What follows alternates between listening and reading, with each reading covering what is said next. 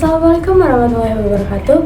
Halo semuanya, perkenalkan nama saya Nada Abida Sabrina, NPM 25130343031. Jadi pada video kali ini saya akan membahas bagaimana konsep psikologi pendidikan itu dapat muncul dalam proses pembelajaran siswa, terutama dalam pembelajaran geografi. Konsep yang akan saya bahas pada video kali ini adalah motivasi belajar dan kepahaman dalam memahami materi. Saya akan menunjukkan contoh nyata langsung dari siswa dan saya akan mengkaitkan dengan teori psikologi pendidikan.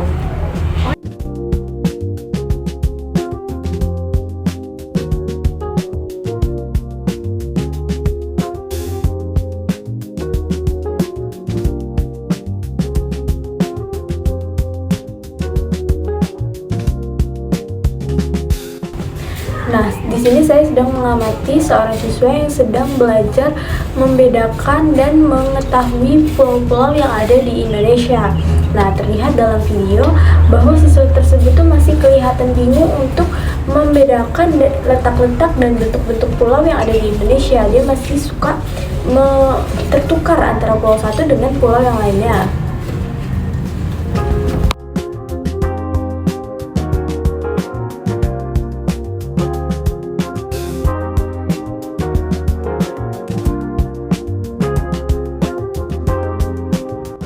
Nah, ketika siswa ditanya, siswa mengatakan bahwa dia masih kesulitan untuk menghafal nama-nama pulau yang ada di Indonesia dan letak-letaknya karena menurut dia gambar dan bentuk-bentuk yang ada itu terlalu mirip.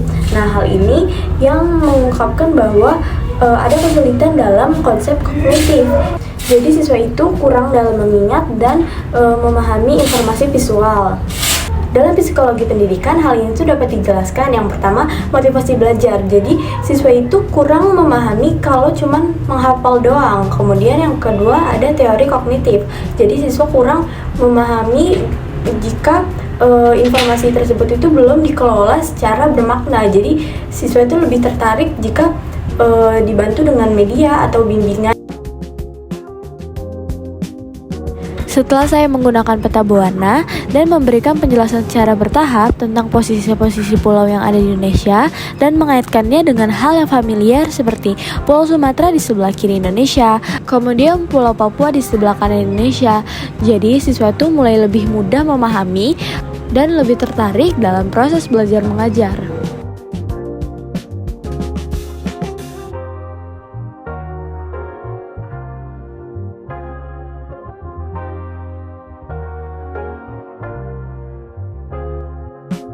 Jadi sebagai calon guru geografi, kita tidak hanya memahami teori-teori saja, tetapi kita juga harus menerapkan secara nyata dalam proses pembelajaran. Nah, yang saya akan lakukan, misalnya yang pertama, saya akan membuat metode pembelajaran yang lebih sederhana dan lebih kontekstual. Misalnya, saya tidak langsung memberikan rumus skala secara langsung, tetapi saya memberi contoh jarak rumah siswa ke sekolah, kemudian saya masukkan ke dalam peta.